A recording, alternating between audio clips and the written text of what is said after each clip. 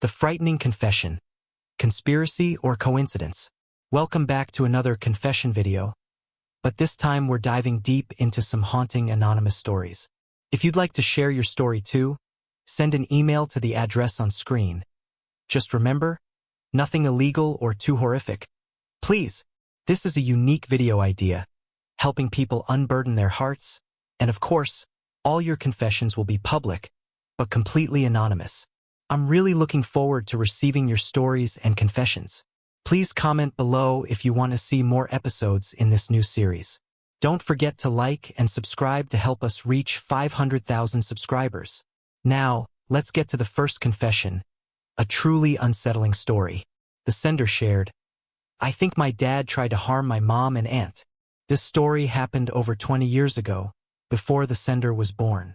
The sender's dad invited their mom and aunt to a club for the evening. He told them to wait outside or find a table, and he'd be right there. When they arrived, the club was closed. The mom and aunt decided to wait, trying to call the dad, but he didn't answer. About 30 minutes passed. The club was still empty, with only one man standing nearby. Just as the mom and aunt were about to leave, a car slowly drove by. Someone pulled out a gun and started shooting. The mom was shot in the arm, the aunt was shot in the head, and the stranger standing nearby was also hit in the chest and died at the scene. The sender's mom, despite being wounded, managed to call the police and an ambulance. The sender's aunt was in critical condition. Doctors said she was almost brain dead and unlikely to survive the night. But miraculously, the aunt astonishingly survived, taking a year and a half to fully recover, with only a scar remaining on her forehead. What bothered the sender most was their dad's behavior after the incident. He completely disappeared, no calls or inquiries for weeks, and to this day he denies telling them to go to that club. The sender's mom insists he did, and the sender fully believes their mom. The sender's dad had always been a toxic and dangerous person. His disappearance immediately after the shooting made the sender suspect he had orchestrated everything. No one was arrested, the shooters were never found, and there was no justice. Years later, the sender's dad was sentenced to 13 years in prison for other crimes, and then another 10 years. He's still behind bars. The sender wanted my opinion. Was this a plot, or just a terrible coincidence? I have to say, this is a very, very strange coincidence. Although I don't have all the facts, I would lean towards the hypothesis that he planned it.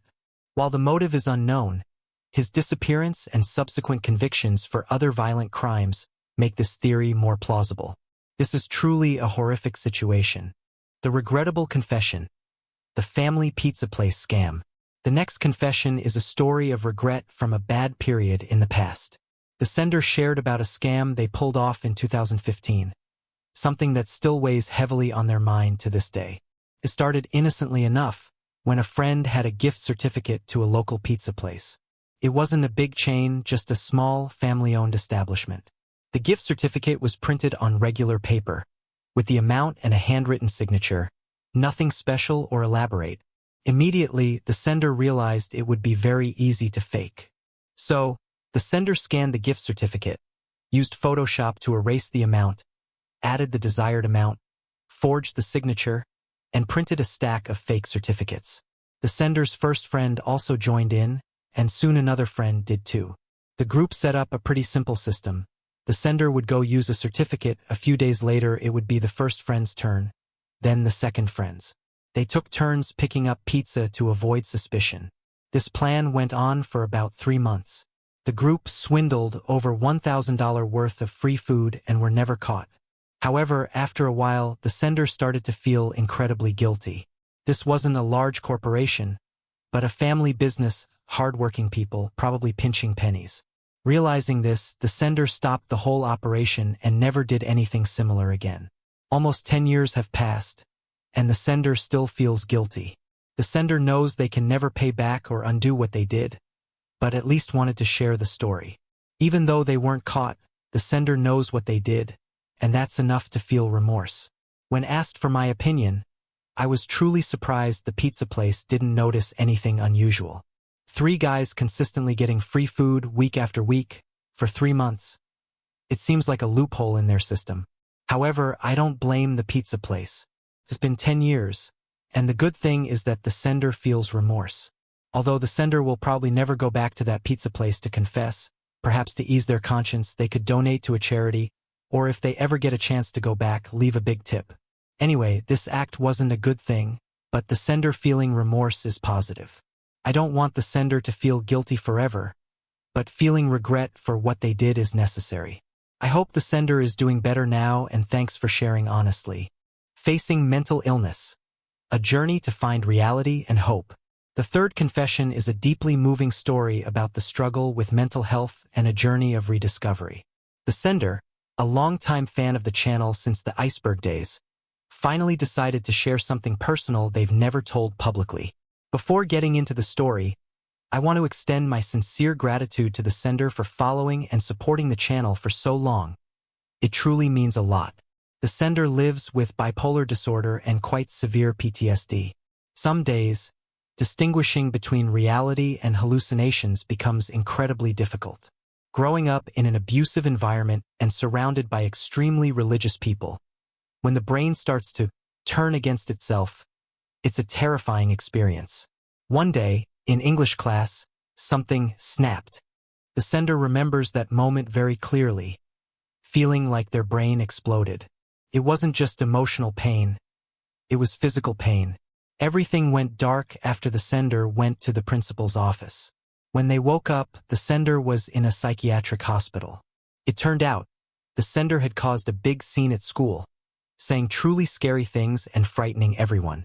The sender stayed in the hospital for 2 weeks. Without the support from a few friends and family members, the sender doesn't know what they would have done. There were times the sender seriously thought about giving up, but ultimately didn't. Talking to people was the most helpful thing, just having someone there to remind them of reality, that not everyone wanted to harm them. The good news is that things are gradually brightening up. The sender's artwork, often inspired by hallucinations, was just accepted at a humanities conference in Troy, Alabama. This recognition brought a lot of joy, making the sender feel like they can truly help people, not just survive but thrive, and even possibly prevent someone from falling into a similar situation, or worse, like some of the sender's family members. The sender lost loved ones to drug overdoses, and that's the motivation to continue creating and sharing. The sender hopes that this story, if included in the video, will remind everyone that even in the darkest moments, things can get better. And most importantly, talk to someone. That's what saved the sender. I truly appreciate you sharing this story. While this is an unsettling story, it's also why I make these types of videos. Many people say I might be exploiting other people's bad experiences, but I completely disagree. Stories like this show that things can get better. There's evil in the world, but there's also a lot of good, and I think anyone can have a piece of that good. I really appreciate you sharing this story, and I hope it finds empathy from those who are in difficult circumstances. Things will get better. I'm very happy your story made it into this video. The agonizing confession. A secret hidden for over a decade. The next confession is a horrifying and heartbreaking story from a user identifying as Din Den. The sender started with heartfelt thanks and hoped their story would be included in the video, also wanting to hear my thoughts on it, on condition of anonymity. The story began 14 years, 10 months, and 24 days ago, when Din Den, along with younger sister Yen, cousin M, and a few of M's friends, 2 girls and a guy, decided to go picnicking at the cliffs. They only expected a relaxing afternoon, but everything went horribly wrong. Upon arriving at the cliffs, they spread out blankets and settled down. After a while, Din Den and M had a strange idea. Invite everyone to wash their hands near the edge of the cliff. It was a cliff about 60 meters high, and no one understood why they thought that was a good idea. As they walked towards the cliff, Yen and Din Den were arguing about forgetting to bring salad dressing. Yen held soap paper in her hand, and they walked together. Before washing hands, Din Den threw a rock down the cliff, and the feeling of watching it fall made their stomach clench. That feeling, the feeling you get when you're falling in a dream, now haunts Din Den frequently, and each time, Din Den always dreams of that cliff. Din Den washed their hands first, then stepped aside for Yen to go next. Din Den turned around to get tissues from their backpack, and then heard Yen say something very softly, like, "Dinden, help me." Her voice was too quiet. Dinden thought Yen was joking. About 20 seconds later, Dinden turned back and saw Yen clinging to the cliff with one hand. Dinden panicked and ran to pull her up, but the rock she was holding onto broke, and Yen fell. Dinden stood frozen. Then, Dinden ran back to the group as if nothing had happened. When they asked where Yen was, Dinden said they didn't know. No one saw Dinden and Yen go to the cliff together, so they didn't suspect anything. Said he saw Yen go up the hill, while Yen's backpack was still with them, so everyone assumed Yen had gone home. This seemed logical. The rest of that day passed in a blur. When and Dinden got home, their mom asked where Yen was. At that moment, everything hit Dinden again. Said Yen had gone home, and Dinden just nodded along. Later, called friends and they reported it to the police. The police searched for Yen but never checked at the bottom of the cliff. Dinden wanted to tell the truth, really wanted to, but was too scared. Dinden is still scared now. For months later, Yen was buried in an empty coffin. The police declared her dead after winter passed. It's been 14 years, 10 months, and 24 days since that day, and Dinden still blames themselves. Dinden has never talked to a therapist for fear they wouldn't keep it a secret. But telling me, Snook, even just typing these lines, has made Dinden feel perhaps 0.1% lighter. The sender thanked me for listening and hoped this story would be shared in the video. When asked for my opinion, if this story is real, I truly don't know what to say. This is a truly haunting and heartbreaking story. It's hard to believe you've kept this secret for over a decade without sharing it with anyone. I think this is the perfect time to connect to the previous story we just heard. Talk to someone. That will truly help you. You've carried this burden for over a decade alone, and you yourself said that even if it's only 0.1% lighter, that's still something. Telling a stranger on the internet is also a start. This is a very scary story. I don't blame how you acted. It was a terrifying experience, a situation no one should ever have to face. No one can truly say how they would act until they are put in such a situation. But I really think you should follow the advice in the previous story, from someone who went through many bad things. Talk to someone. Whether it's a therapist or someone you trust, a friend, a family member, because from the outside, it seems like you've been suffering this alone for a very long time. No one should have to carry a burden like this alone. I hope you're doing okay. Thank you so much for sharing. And I think that girl's family deserves to know the truth. Closure is important. I don't know if this story is true or not, but thank you for sharing anyway, and I hope my advice has helped somewhat. The courageous confession. Overcoming childhood trauma and finding oneself. Hi Snook. I've been watching your videos a lot recently while working. They really help me focus and feel less alone. I saw your post on YouTube and decided for the first time to share something I've never told anyone.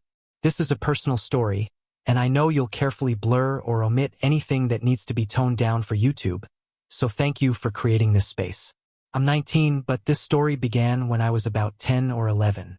Some new neighbors moved in, and they had 3 sons around my age. I became friends with the 2 younger brothers, but the oldest, let's call him N, always felt different.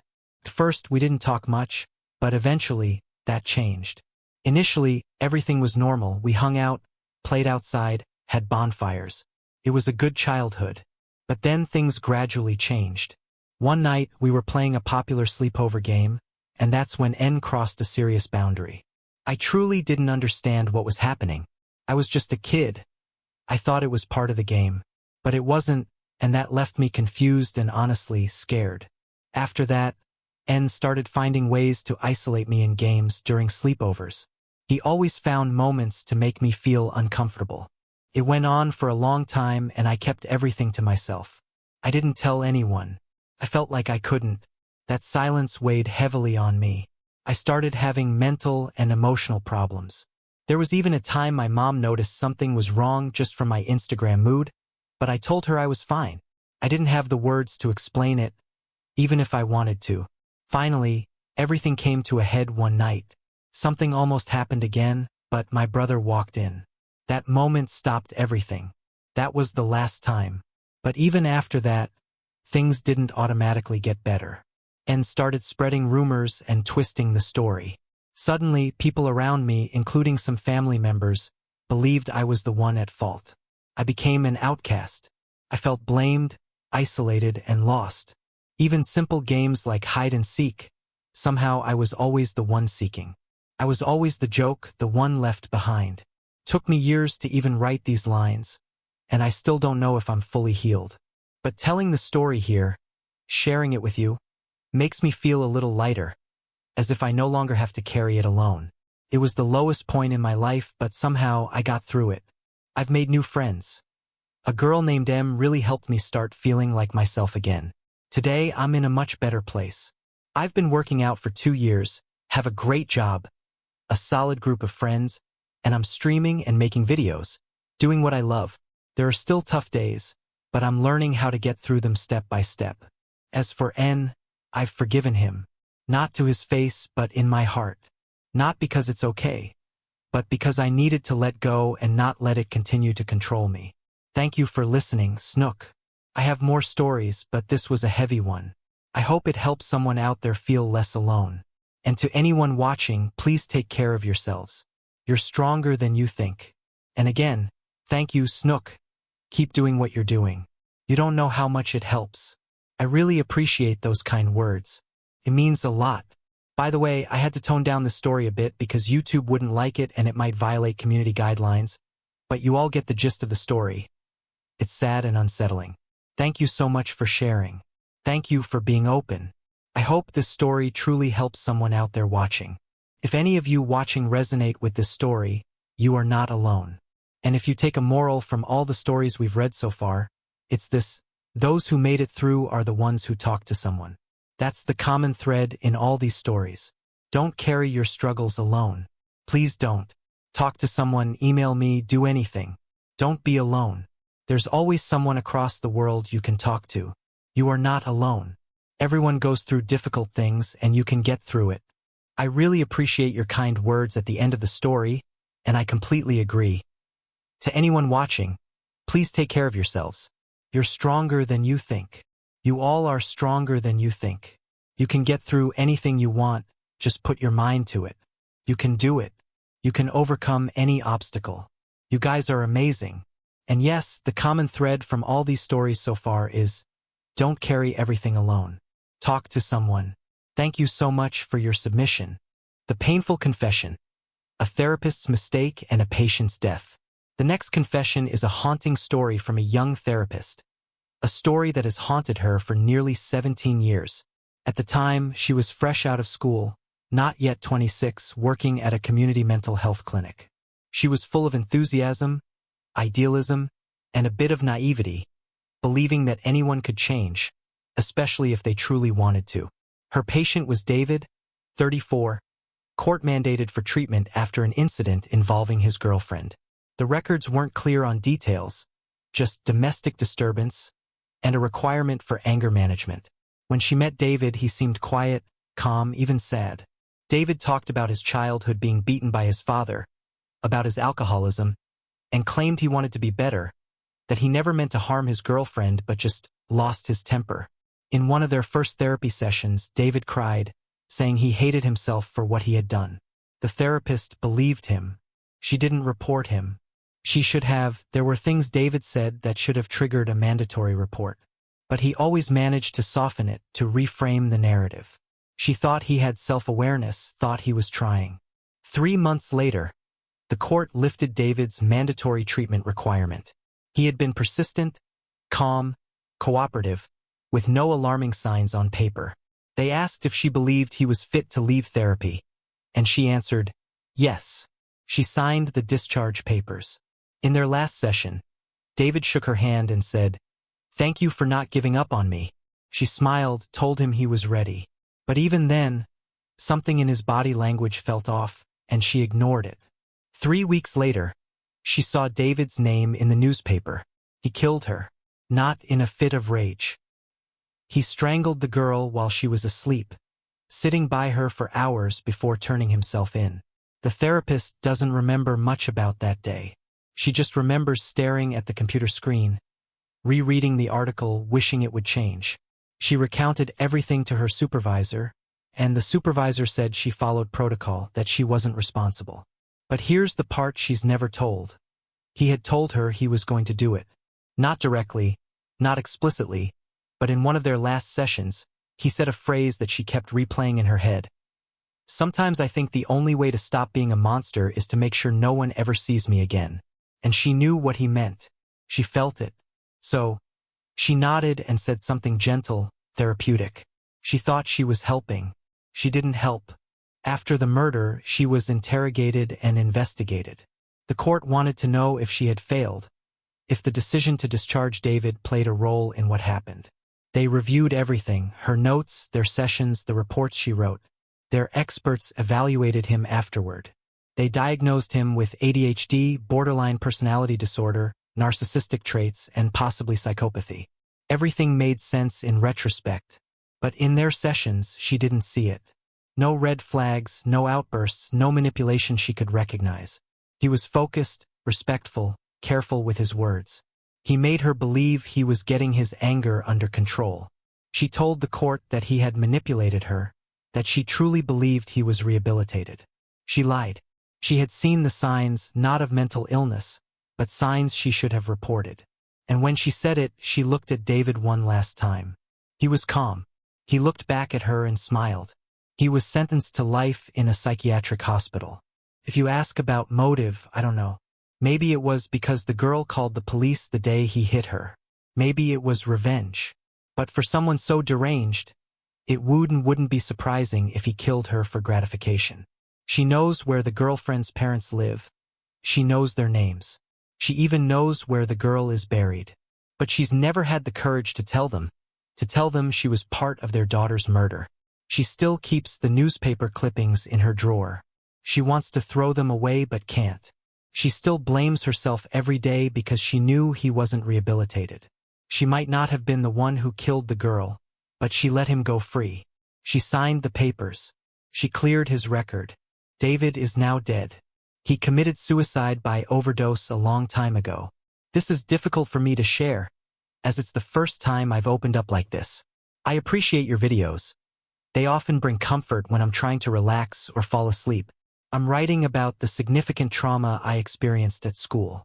While it may sound like common bullying, it escalated into abuse, and I'm recounting it quickly so it might seem disjointed. Thank you for those kind words.